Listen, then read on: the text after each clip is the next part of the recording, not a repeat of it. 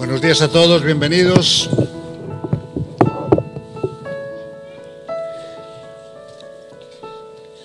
Sobre todo a los que vengan por primera vez o los que llevaban tiempo sin venir por las circunstancias actuales. Amén.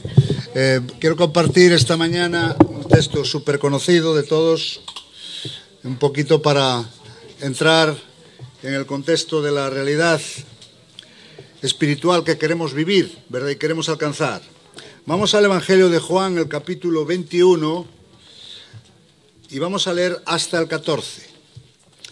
Si tenéis las Biblias preparadas, si no, yo os leo.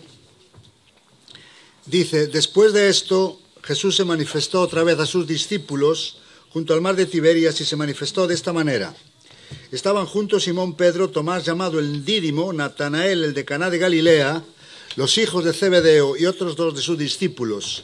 Simón Pedro les dijo: voy a pescar. Ellos le dijeron: vamos nosotros también contigo. Fueron y entraron en una barca y aquella noche no pescaron nada. Cuando iban amaneciendo se presentó Jesús en la playa, mas los discípulos no sabían que era Jesús. Y les dijo: hijitos, ¿tenéis algo de comer? Les respondieron: no. Él les dijo: echad la red a la derecha de la barca y hallaréis. Entonces la echaron y ya no la podían sacar por la gran cantidad de peces. Entonces aquel discípulo a quien Jesús llamaba dijo a Pedro: es el Señor. Simón Pedro, cuando oyó que era el Señor, se ciñó la ropa porque se había despojado de ella y se echó al mar. Y los otros discípulos vinieron con la barca arrastrando la red de peces, pues no distaban de tierra sino como 200 codos. Al descender a tierra vieron brasas puestas y un pez encima de ellas y pan. Jesús les dijo: traed de los peces que acabáis de pescar. Subió Simón Pedro y sacó la red a tierra llena de grandes peces, 153, y aun siendo tantos, la red no se rompió. Les dijo Jesús: venid, comed. Y ninguno de los discípulos se atrevía a preguntarle: ¿tú quién eres?, sabiendo que era el Señor. Vino pues Jesús y tomó el pan y les dio a sí mismo del pescado. Esta era ya la tercera vez que Jesús se manifestaba a sus discípulos después de haber resucitado de los muertos. Como veis, paro antes de otro pasaje bien conocido, que es el pasaje en el cual Jesús confronta a Pedro un poco en relación al hecho de la negación. Pero esto, repito, no es el tema que vamos a tratar hoy. Quiero quedarme aquí en el versículo 14 y hablar de los versículos anteriores. Tampoco vamos a hablar del milagro, ni de la multiplicación, ni tampoco de la situación que estaban experimentando en este momento, digamos, por el defraude de no haber pescado. No. Casualmente, esta es la crónica de una salida de pesca iniciada por el apóstol Pedro, en la cual llevó consigo, aquí dice, pues a 6 discípulos más. Y aquí dice que Jesús se aparece por tercera vez. Es la tercera vez que Jesús se aparece, y en las 2 veces anteriores la aparición de Jesús tuvo que ver con el hecho de la resurrección. Es decir, con el hecho de decir: aquí estoy, he resucitado. Lo que había dicho era cierto. Lo que he profetizado y anunciado y lo que los profetas dijeron se ha cumplido. Y de hecho, ya sabéis que había algunas dudas, pero aquí en esta ocasión este no es el tema. Aquí Jesús está tratando otro tema. ¿Qué tema? ¿Cuál es por qué Jesús apareció en esta vez? Siempre hay un propósito para un hecho tan sobrenatural como la aparición de Jesús resucitado. Pero aquí, insisto, hay un tema y tiene que ver con que había 7 discípulos, no dice que eran apóstoles, 5 sí, pero 2 no, quizás sí, quizás no, se sabe.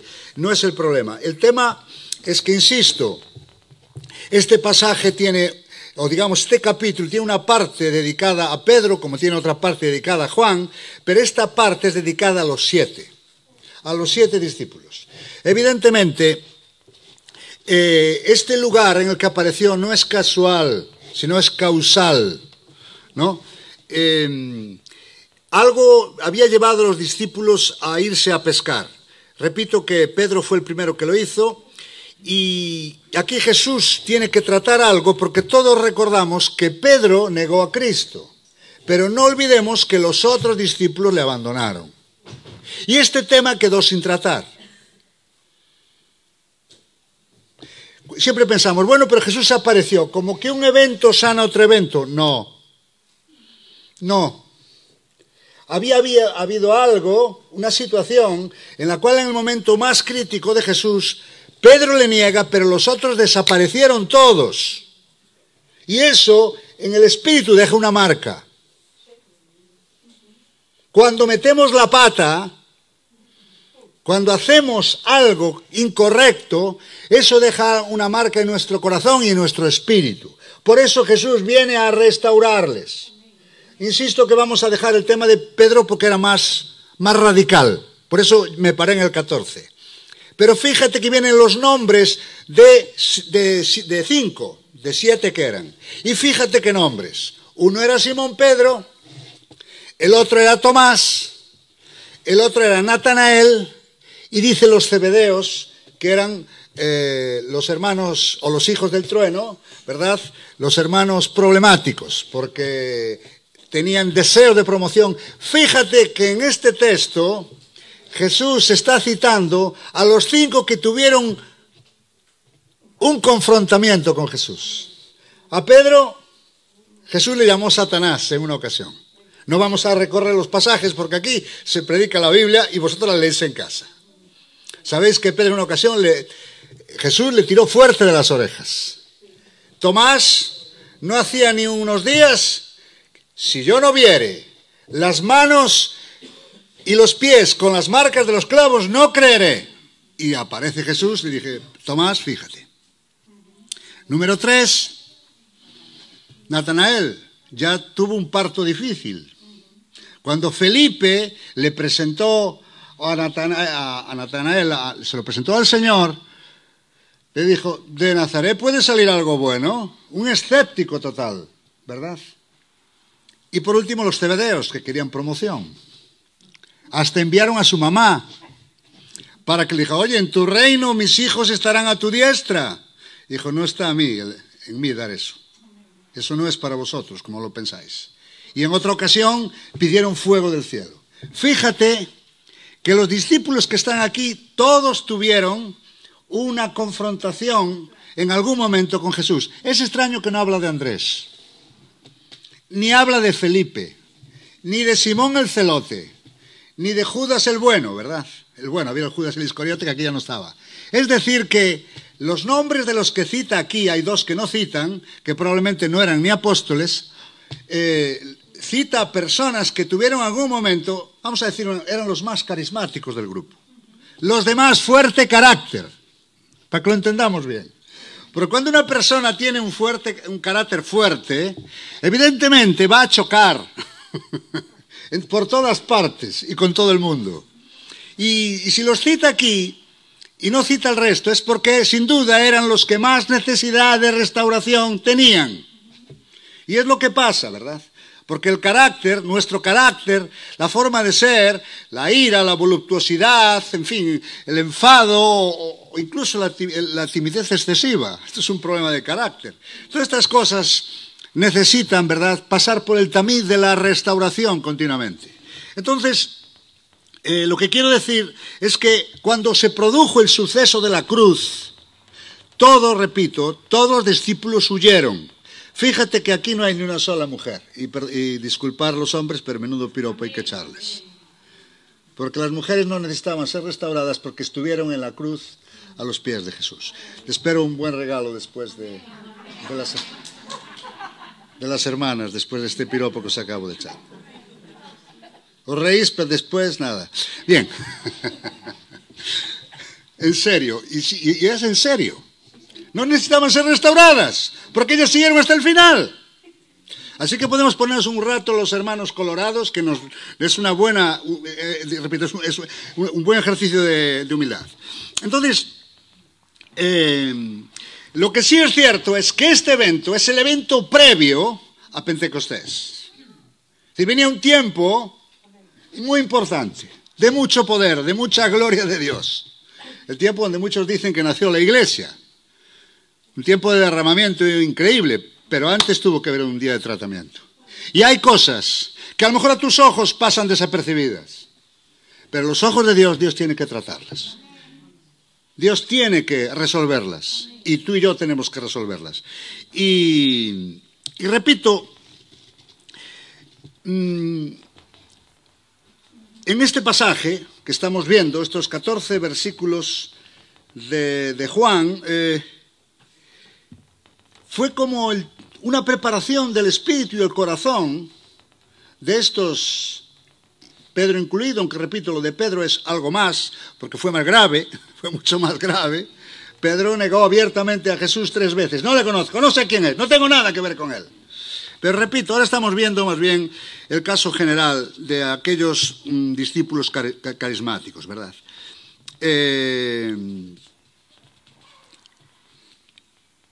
Aquí, en este pasaje, hay como una guía de restauración. Porque quizás tú no pasaste la cruz. Pero la cruz en la vida cristiana viene muchas veces a nuestras vidas. En otras formas. En situaciones económicas, situaciones de salud o situaciones relacionales. La cruz no es algo que le pasó a Jesús, no, el que viene a mí tome su cruz. La cruz va a formar parte de tu vida cristiana o de tus eventos normales, va a ocurrir. Vienen y a veces no salimos bien de ella o a veces no resolvemos bien esto. No pensamos que con estar en la iglesia y leer la Biblia y orar un poquito esto se resuelve. No, hay cosas que Dios hay que restaurar. Y yo la primera cosa que veo es que cuando Jesús les ve desde la orilla, les llama hijitos, no les llama hijos. Hijitos es una palabra que tiene más que ver con jóvenes y adolescentes. Es decir, que ahí Jesús estaba visualizando la situación espiritual de ellos. Y concretamente, el primero que lo ve, que es Santiago, ¿verdad? Perdón, que es Juan y Santiago, los dos hermanos zebedeos. Juan, el que dice que era el que estaba más cerca de Jesús, dice que tan pronto le reconoce cuando ve que la red viene llena. No me voy a parar en detalles que hoy no vamos a tratar apenas, como el gran milagro que hubo, eso es para otra cosa y para otro momento, sino que dice, es el Señor, y hace esta expresión, es el Señor. Y aquí utiliza no una palabra, es el Señor Pedro, el Señor Juan, sino el Señor, hablando en el sentido, la palabra griega es la palabra kurios, que es la palabra que traduce el griego como supremo en autoridad. También dice el controlador, fíjate. El Señor como título de respeto, el soberano, el dueño, amo con toda autoridad. Es decir, que de repente hay una palabra que sale. Fijaros que los apóstoles eran más de llamarle maestro. Y hasta Jesús. Pedro le reconoce como el Hijo de Dios, pero aquí en esta ocasión surge la palabra el Señor, que casualmente en muchos de los textos de la resurrección aparece. Porque efectivamente Jesús, cuando resucita, aparece en esa nueva faceta no solo de ser el Salvador, sino el Señor. Porque había vencido la muerte, había vencido al diablo, había vencido al pecado y había vencido al mundo. Ahora era el Señor. Y es lo primero que reconocen. Y el primer paso en la restauración de cualquier vida, de tu vida y de mi vida, es reconocerle como el Señor. Por eso esta palabra, repito, no está aquí de paso, ¿verdad? Si Cristo no es Señor, ¿qué queda en nosotros? Romanos 10:9 dice claramente, si confesares con tu boca que Jesús es el Salvador. No.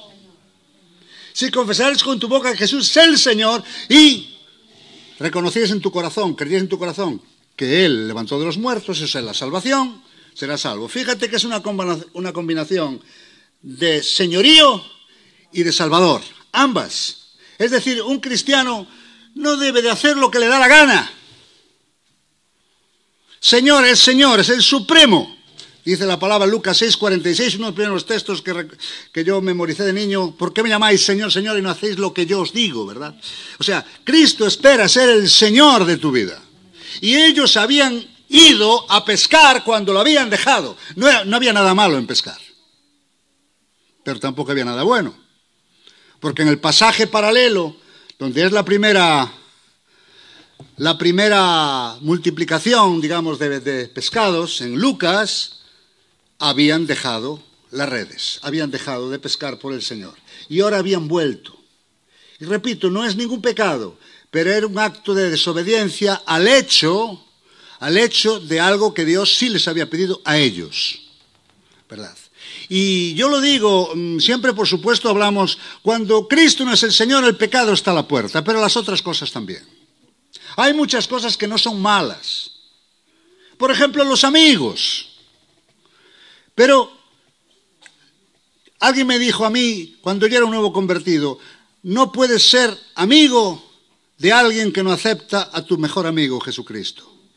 Entonces, la amistad pasa a un plano, estoy poniendo un ejemplo, de que hay que coger los amigos para el Evangelio, salvarlos. Para eso son los amigos, yo es para lo que son. ¿Por qué? Porque ahora yo tengo un amigo superior. Y cuando Cristo es Señor, entra en esas áreas de la vida. Entra en la amistad, entra en la familia, entra en el trabajo y entra en las relaciones. Eso es el señorío de Cristo. Porque muchos creyentes, ¿verdad?, evidentemente piensan que la Iglesia y la Biblia se acabó. No, no, no. El señorío afecta a todas las áreas de la vida. Cristo quiere ser Señor de todas las habitaciones de tu casa. Entrar en todo, en la intimidad, entrar en lo relacional, entrar en todo. Eso es el señorío. Y aquí es lo primero, la primera palabra que surge de la boca de los apóstoles, ¿verdad? Y cuando Cristo es Señor, las decisiones se mantienen. Por eso estaban en retroceso. Fíjate, y se les había parecido 2 veces. Pero estaban volviendo a hacer algo que habían dejado de hacer, algo con lo que se habían comprometido. Por eso, a veces decimos, Señor, ¿por qué no tengo la paz y el gozo que tenía cuando me convertí? Porque la palabra de Dios no falla. Dice en Romanos 14, 16, porque el reino de Dios no es comida ni bebida, sino justicia, paz y gozo en el Espíritu Santo. Lo que dice este texto es que el reino de Dios es cuando Dios reina, cuando Dios es Señor. Número 1, justicia, que es primo hermano de la obediencia. Número 2 y número 3, paz y gozo. Entonces la paz y el gozo no son requerimientos emocionales normales de la vida cristiana por ser cristianos. No, es por dejar que Cristo reine en nuestras vidas. Cuando Cristo reina, cuando Él es el Señor, hay justicia, es decir, obediencia, no vida doble, no hago lo que me da la gana, paz y gozo. Insisto que ellos dejaron el señorío en base a un problema difícil de entender. Que Cristo fuera crucificado fue un golpe para ellos. Pero yo lo digo siempre, entender y creer no van de la mano muchas veces. Tienes que creer para después entender. Entender siempre va en el furgón de cola. Primero es creer. Y por eso Jesús hablaba tanto de la fe. Y por eso Jesús hablaba tanto de lo que venía para que creyeran que cuando ocurriera no se desmoralizaran, cosa que efectivamente ocurrió. La segunda cosa que veo que Jesús trata aquí, lo primero, repito, es el señorío de Cristo. Y tenemos que analizarnos si Él es el Señor realmente.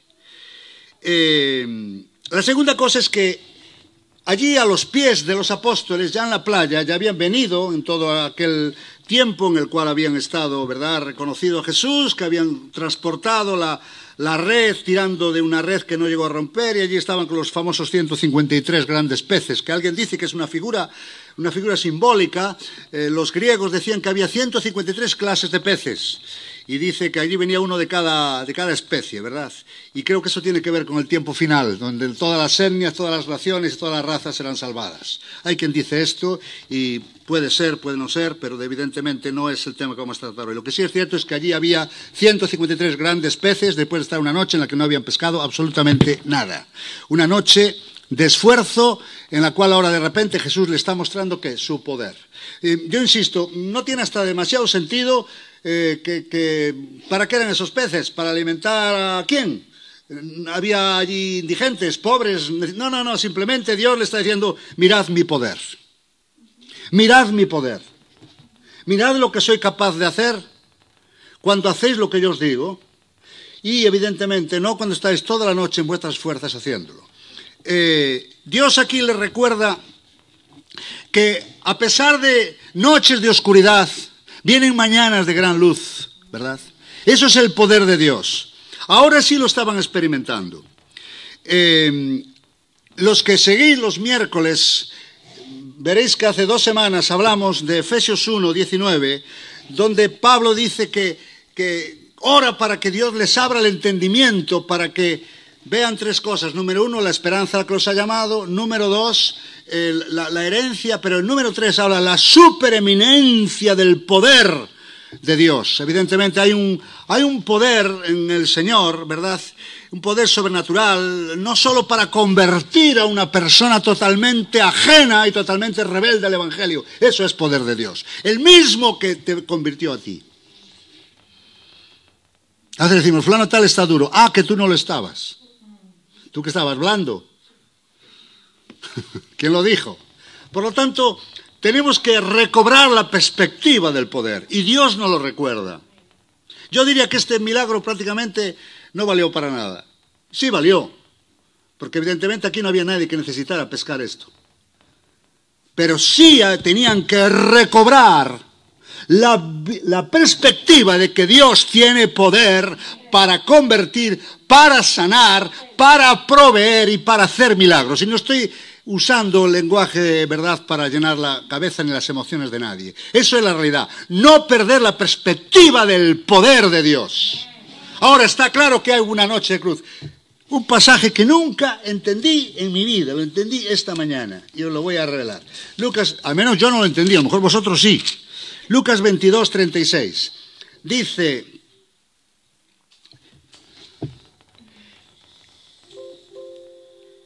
vamos a leer el 31.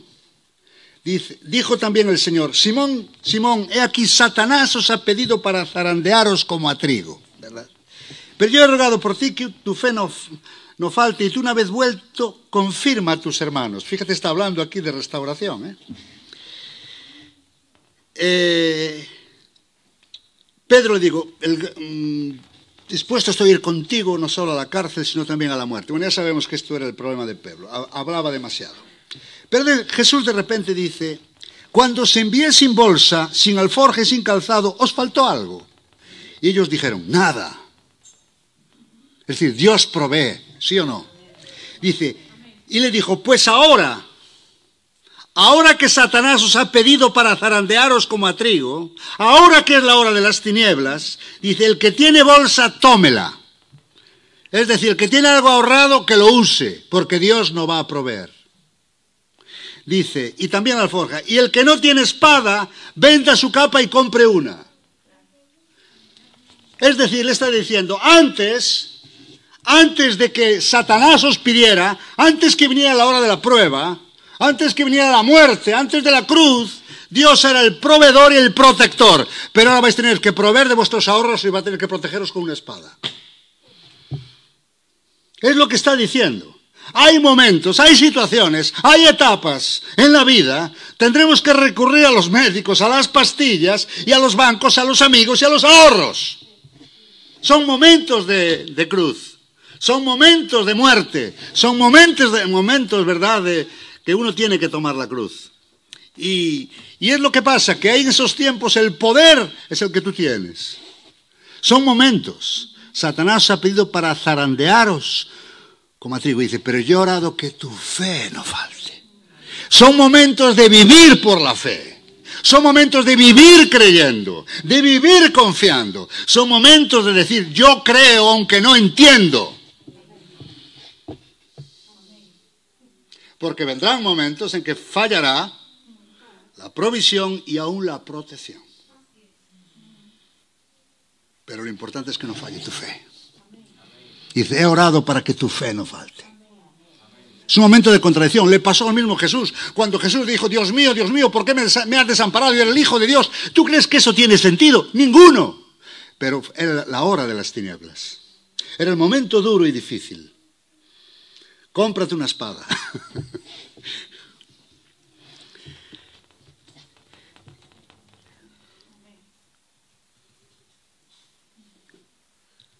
Un momento más adelante, los 120 se transformaron en 3.000. Y al día siguiente, esos 120 pasaron a ser 4.000. Eso es el poder de Dios. Eso es el derramamiento del poder de Dios. Los cojos, los paralíticos, los ciegos empezaron a sanarse. Eso es el poder de Dios. Ahora hay tiempos que tendremos que ir a los médicos. Y a los bancos. Y a los amigos. Eso es la cruz. Estamos hablando de restauración. Ahora, eso que no saque el anhelo, el deseo y la fe de que Dios en cualquier momento puede volver a empezar a derramar de su poder. Porque 50 días después de esto, en Pentecostés, el poder de Dios vino de tal majestad y tal intensidad y magnitud, ¿verdad?, que en Jerusalén no cabían donde meter a la gente, y milagros, dice, hasta la sombra de Pedro sanaba. Increíble, ¿verdad? Por lo tanto, ser restaurados también es ser restaurados en no perder la perspectiva de que Dios va a mover su poder, ¿verdad? No tiene sentido este milagro. Yo lo miré por todas partes. 153. ¿Para qué? ¿Para quiénes? ¿Por qué? No, era Dios revelando la perspectiva de su poder. No pierda esta perspectiva, ¿verdad? Y en tercer lugar, y en los 10 minutos que me quedan, deciros que Jesús les invita a desayunar. Era temprano, estaban cansados y exhaustos, y les ofrece una espléndida mesa de desayuno, un buen desayuno. Y el desayuno consistía en dos cosas, y lo dice bien claro aquí. Número uno era pan, dice, y un pescado. Eso era el desayuno, ¿verdad? Y fíjate, ni siquiera era el pescado que traían ellos de pescar. Este era el pescado que Dios trajo. Y el pan, el que Dios trajo. Esto marca la diferencia, ¿verdad? Era el pan y el pescado de Dios. Aquí nos está hablando de las cosas que Dios nos aporta para, sin duda, pasar a hablar de lo que significa el tercer paso de la restauración, y es tener una comunión con Él. Y quiero hablar claro de lo que significa tener comunión con Dios. Porque a veces pensamos que como leímos la palabra y como hemos orado y hecho unas oraciones y hemos matado la conciencia, la hemos tranquilizado y uno se encuentra un poquito mejor, pensamos que eso es todo. Este texto va mucho más profundo. En primer lugar, examinemos lo que es el pan. El pan, comer en la Biblia es una señal de comunión, o sea, comer es comunión. Sí, comer es comunión, dice el que come, ¿verdad? Mi sangre y bebe, come mi carne y bebe mi sangre, dice el Señor, dice, esos son los que tienen vida eterna. Habla de que la comunión es necesario para poder después compartir con el Señor el día, la eternidad con Él. Y nosotros comemos pan espiritualmente porque Jesús lo dijo. No solo de pan vivirá el hombre, sino de toda palabra que sale de la boca de Dios. Entonces el pan de vida, que es Jesús, Jesucristo dijo él mismo, yo soy el pan de vida. Es para que lo comas. Pero podemos comer a Jesús. No, está hablando de recibirlo espiritualmente, comer de su palabra. Comer de Él. Esta mañana hemos venido esperando que Dios nos dé su pan. Pan fresco, pan del cielo. Yo no te puedo ir leer las noticias del periódico porque nos deprimiríamos. No hay ni una buena. Ni una buena. Pero gracias a Dios que Dios siempre tiene palabra buena, fresca y nutritiva para animar tu espíritu. Para que tú salgas de aquí contento, enérgico, eufórico, convencido de que Dios está conmigo y por lo tanto no hay nada que temer. Eso es la idea. Por eso le dice, venid y comed. Y lo primero es el pan. Ese es el mejor desayuno que podemos tener, el pan del cielo. El mejor desayuno, la mejor comida. Nuestro cuerpo necesita pan, nuestro espíritu necesita pan del cielo, que lo sepas. Y por eso es el pan que caía del cielo, que llamaban al maná, que mantuvo alimentados a millones de hebreos en el desierto. Ahora, la segunda cosa es el pescado. Y esto, para ver el pescado, tenemos que irnos al hecho de la anterior. Por eso yo digo que el lugar no es casual, sino que es causal. La otra vez, sabéis que la segunda vez que Jesús saca, digamos, del fondo del lago montones de peces. Montones. Y en la otra, casualmente, al acabar, les dijo, venid en pos de mí, os haré, ¿qué? Pescadores de hombres. O sea, el otro milagro fue para hacerles ver que todo aquello que pescaran no tiene mayor validez, porque el pescado se come y se acabó. Pero si tú ganas un alma, si tú rescatas un alma del infierno, eso sí que es verdadero alimento. Eso sí que es verdadera comida. Y aquí con el pescado nos está hablando de la visión de Dios. Y es que la visión de nuestras vidas, y estoy hablando no una visión particular, sino una visión general, sea que cocines, sea que vayas al cole, seas que trabajes fuera o dentro de casa, telemáticamente o no, sea que te relaciones con la gente, tu visión es ganar las almas para Cristo. Dios ya ganó tu alma, ahora te transmite una visión. Ahora, sé pescador de hombres, es decir, pescador de almas, pescador de personas. Eso es la visión de Dios. Y cuando uno se desanima es lo primero que pierde. Y el que estaban estos hombres pescando, ¿qué? Pescados, no almas. No estaban por la labor, en este momento estaban desanimados. Por eso le dice, ahora venid aquí y comer. Número 1 de la palabra de Dios, número 2 de la visión de Dios. Y todo esto viene de arriba. El pan que el Señor le estaba mostrando no era pan de panadería, no era pan de Pampiana, no era pan de pan Pepe, era pan de arriba, pan del cielo. Y la visión es una visión de Dios. Y cuando una persona, ¿verdad?, vive en esta realidad, se alimenta. Pero os quiero revelar algo más. Y con esto concluyo. Ambas cosas estaban debajo de una hoguera. O mejor dicho, la hoguera debajo, ¿verdad? Es decir, había unas brasas. Y esto tampoco es coincidencia. ¿Por qué? Porque la palabra y la visión, si no es en el fuego del Espíritu, no tiene ninguna validez. Por eso estoy hablando de tener comunión con Dios al nivel del fuego de Dios. Cuando estamos en el fuego del Señor, hay dos cosas que vienen a tu vida con una fuerza sobrenatural. Número 1 es la palabra de Dios y número 2 es la visión de Dios. Pero es en el fuego de Dios. Ahora entiendo aquel texto de la Biblia que dice, la letra mata, pero el Espíritu vivifica. Claro, tú pones a leer la Biblia un día así porque no tienes nada que hacer, porque estás aburrido. Y cuidado que Dios es soberano, ¿eh? Evidentemente yo no puedo medir ni censurar, ni cortar, ni limitar a Dios. Dios puede hacerlo cuando quiera. Pero cuando uno está enchufado, cuando uno está metido en la hoguera, en las brasas de Dios, en el fuego del Espíritu, la palabra cobra un nivel, cobra un poder, habla tu vida, te ministra, te desafía, te quebranta, te levanta. Y de repente viene esa visión, dijo, ¿qué hago aquí? ¿Qué hago aquí? Yo necesito usar mi vida, mi familia, mi trabajo, mi ministerio de reconciliación para salvar almas, para ganar vidas. Y por eso yo me pregunto, ¿por qué en este tiempo de pandemia hay menos almas salvadas que nunca? Porque el pueblo está desanimado.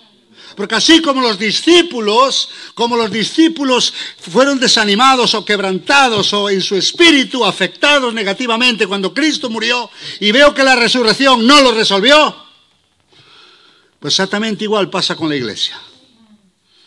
Parece que nos hemos quedado fofos, chof. Y por eso necesitamos restauración. Y la restauración pasa por 3 factores. Número 1, hay que volver a Cristo al trono. Hay que volver. El reino de Dios no es comida ni bebida. No son emociones. No son actividades. Es justicia, paz y gozo en el Espíritu Santo. Si Dios reina, eso vendrá. Número 2, veamos otra vez la perspectiva de poder. Dios tiene poder de decirle a estas piedras y convertirlas en hijos de Dios.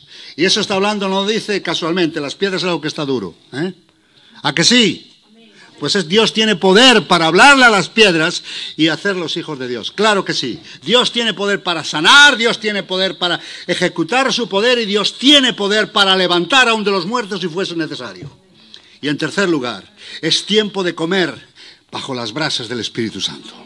Necesitamos ser llenos del Espíritu, necesitamos avivarnos en Dios, necesitamos conectar con el cielo, necesitamos conectar con el Espíritu Santo, que Él nos llene, nos avive y nos unja. ¿Para qué? Para que la palabra de Dios cobre vida, para que las promesas de Dios sean avivadas y para que la visión de Dios de ganar esta tierra para Cristo vuelva a nuestras vidas con la misma fuerza que antes del confinamiento y antes de la pandemia y antes de los tiempos malos que pasamos. Esto es la restauración. Amén. Oramos. Padre, te buscamos en esta mañana. Te damos gracias por la gran oportunidad, Señor, que tenemos siempre de venir ante el espejo de tu palabra, que nos muestra quién realmente somos, Señor. No podemos simular No, Señor, no podemos, Señor, imitar, ni tampoco, Señor, pensar que por leer la Biblia y por hacer unas oraciones todo está resuelto, Señor. Señor, queremos hacerte el dueño de nuestras vidas. Señor, todo lo que tú pidas será bueno. Todo lo que tú nos pidas, aun aquello que quieres que renunciemos, será bueno para nosotros. Porque dices que el que deja padre, madre, casas, etcétera, etcétera, 100 veces más hallará. Y por eso queremos presentarnos delante de ti y hacerte de nuevo el Señor de nuestras vidas. El Señor y amo, el Curios, el soberano, el sublime en autoridad, el que lleva el control. Estoy cansado, estamos cansados de querer ser nosotros los que llevamos el control. No podemos. Por eso oramos para que y pedimos y declaramos en esta mañana que tú seas el Dios del control. Gracias, Padre. En segundo lugar, Señor, no queremos perder la perspectiva del poder. No, Padre, no, Señor, no, Jesús, en absoluto, Padre. Tú tienes poder. Pasaremos tiempos, vendrán tiempos en que Satanás nos pedirá para zarandearos como trigo, pero tú has orado para que nuestra fe no falte.